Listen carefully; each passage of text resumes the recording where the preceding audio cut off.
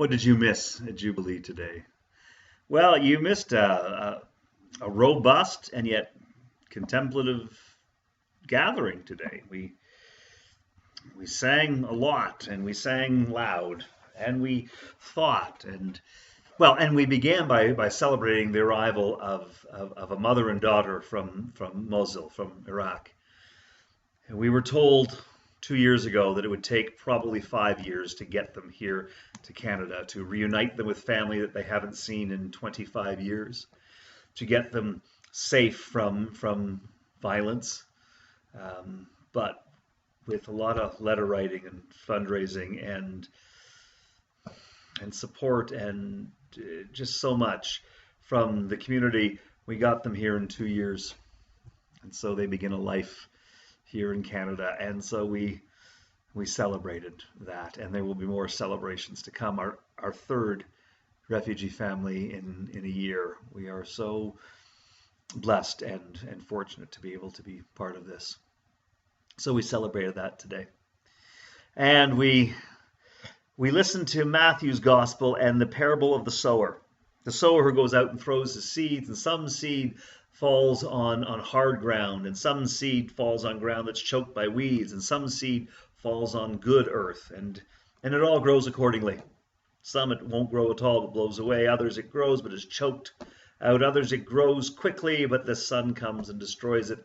Others it grows beautifully. You get the idea.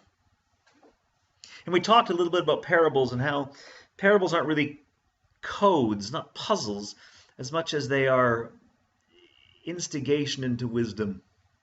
Jesus taught in parables so often so that we can take a parable and think about it and discuss it and reflect upon our own lives and have it speak to us anew every time we hear it. So today I read the parable over and over again, and I wondered about it, and we all wondered about it. We wondered about what it means to sow seeds, to throw out into the world our gifts, and how very often we're sowing seeds without even knowing it.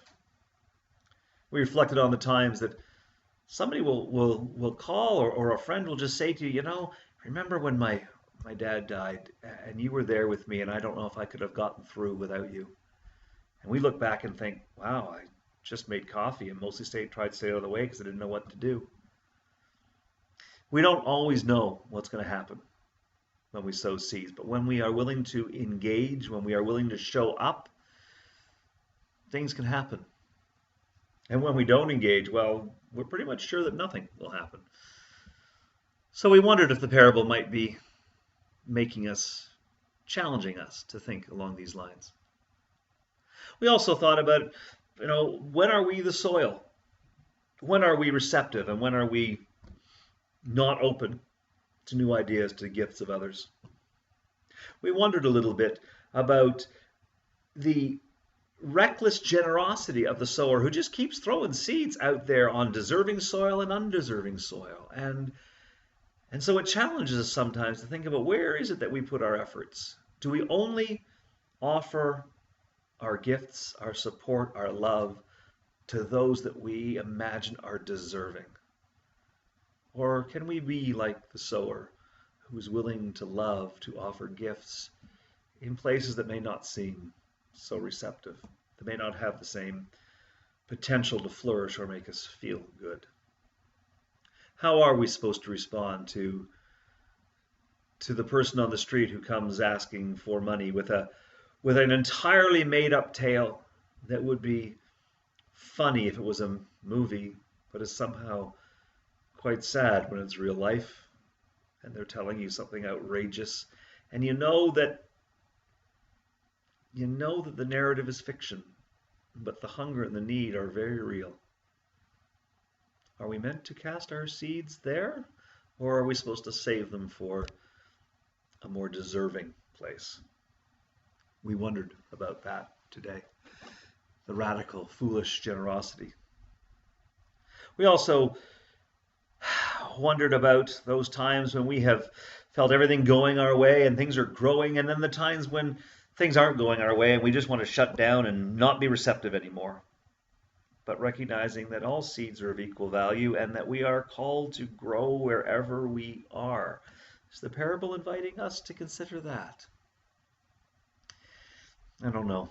And I don't know that we solved it, but I know that we wondered a lot, and I'm pretty sure that we found some wisdom.